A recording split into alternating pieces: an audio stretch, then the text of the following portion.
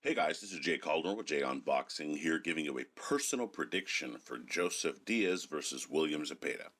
And of course, this is just my personal take. Your predictions can be left down in the comments section. Would love to hear them all. Should be a pretty fun fight. So kind of a pick 'em one in my personal opinion. Definitely one I'd like to get your opinions on down in the comments section below. And a little bit of fight info here. As mentioned, we have Diaz versus Zepeda taking place at the Fantasy Springs Casino in Indio, California, airing live on DAZN in the lightweight division. After what feels like 10 different date changes, we finally have something more nailed down here. And it's a pretty fun one and a pretty fun fight in my personal opinion. October has been a busy month for boxing, so it's going under the radar a bit, but it's a fight worth noticing, to say the very least, in my opinion. Diaz is a former titleist and someone that always shows up to fight. He's willing to engage, he's willing to mix things up. Meanwhile, the younger Zepeda has definitely been on the rise, looking for that sort of big name. That's right, Zepeda is younger, even though sometimes he looks like he's 38. Not a big deal, but true. Still, for what it's worth, Diaz only has the 2 losses and is still under 30 himself, so it's a pretty decent fight just in terms of the timing of their career. So, very solid fight we have here, and it's time to break this one down. Starting with Diaz here, for Diaz to win, I think you want to focus on speed. Zepeda has the heavy hands. You kind of know that. That's just the way it is. You can't hit him the hardest, but you can hit him first. That will kind of generate the power for you anyway. You're looking for speed to do that more than just you putting everything into every single shot. Now, you might not hurt Zepeda necessarily. He does seem to have a pretty decent chin, but you might make him hesitate to throw, which takes away a lot of the threat of that power, or at least his attempts at trying to commit so much to it if you're at least giving him something to think about. And that will come with speed, putting more shots together, combinations, things of this nature, as opposed to trying to generate that one shot that ends it all. Use volume as your best friend here. I would also say land the right hook. In my personal opinion, that's your best single shot anyway for this fight, especially if Zepeda wants to throw body shots, so it's certainly something that you can capitalize on, but it's also, again, I think one of your better shots. It's also a fast shot that's closer, that you can throw more on the inside, that really doesn't leave you too overly exposed. It gives you a chance to kind of land it and still maintain some sort of defensive responsibilities. And of course, with those hooks, you always have the ability to kind of line up your opponent for that straight backhand anyway. So it's certainly a shot I think you should try to get going. You don't have to overcommit to it, but certainly make sure that it gets going enough that you give yourself those kind of chances as the fight progresses. And finally, I would say avoid the exchanges. As I've mentioned, Zepeda has the power. Don't play into his hands, into that one particular advantage that he possesses. Be more selective, pick and choose, especially early while Zepeda might be more fresh. Be willing to counter a bit more, to move a bit more. You like to get stuck in, but that might not be the best strategy in this particular fight. Doesn't mean sit back entirely. Push him inside if you have to, kind of, try to press him back a bit more. He's not going to be the best fighter going backwards, but just make sure, again, you're kind of picking your shots a bit better than just trying to completely exchange where you give him all of the advantages.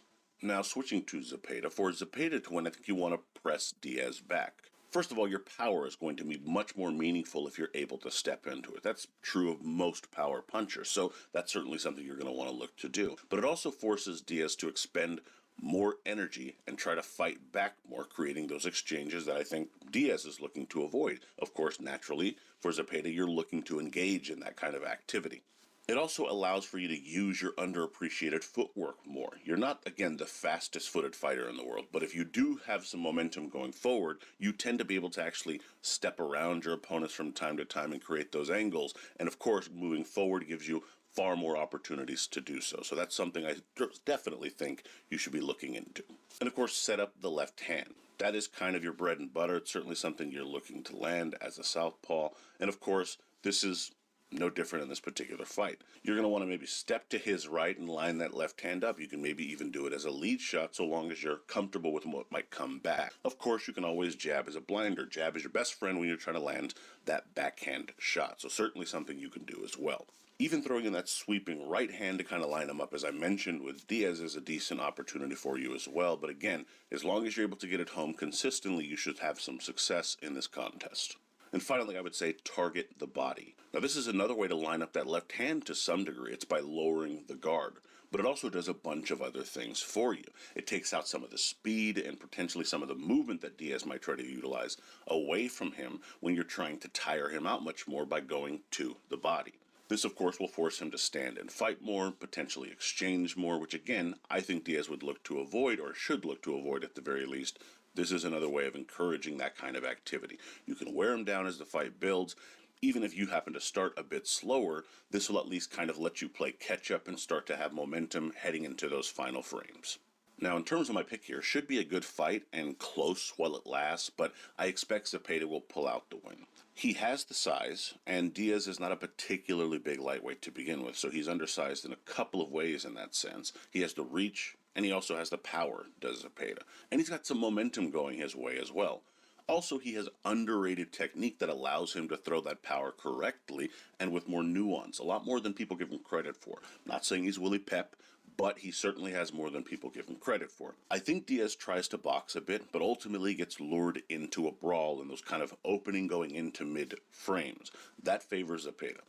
Diaz isn't big as a puncher, and Zepeda seems to take a pretty decent shot anyway, so that's just not a good sign for Diaz. Zepeda starts pressing him back and wearing him down on the inside, landing the left hook more and more, which is only going to cause more trouble. I expect Diaz to cut in this fight. I expect he hit the canvas, and I'm picking Zepeda to stop him at some point. William Zepeda via late fight stoppage. Now, in terms of the betting odds here, there are none that I have been able to find thus far. My guess is Zepeda will be a decent favorite to win this one, maybe 2 or 3.5 to 1. Kind of hard to say again, but still, I give Diaz some credit. I just think he might be the underdog in this particular fight, just kind of how their sort of trajectory is going at this particular point. In any event, when I find those odds for you, I will post them as the top pinned comment in the comments section below, so be on the lookout for those as well. And my prediction record as of October 17th is 32-11-1 with 10 exact. But let me know what you guys think down in the comments. I'd love to hear your thoughts, your predictions, your bets on this one. It's a pretty interesting fight, so definitely want to hear all that down in the comments below. Be sure to like, share, subscribe, follow me on Twitter at jcalderon_JOB. You can email me at jagunboxing@gmail.com. Love to hear from you there. Also, be sure to check out jagunboxing.com for schedule, results, betting odds, rankings, all that good stuff, and more. And as always, until next time.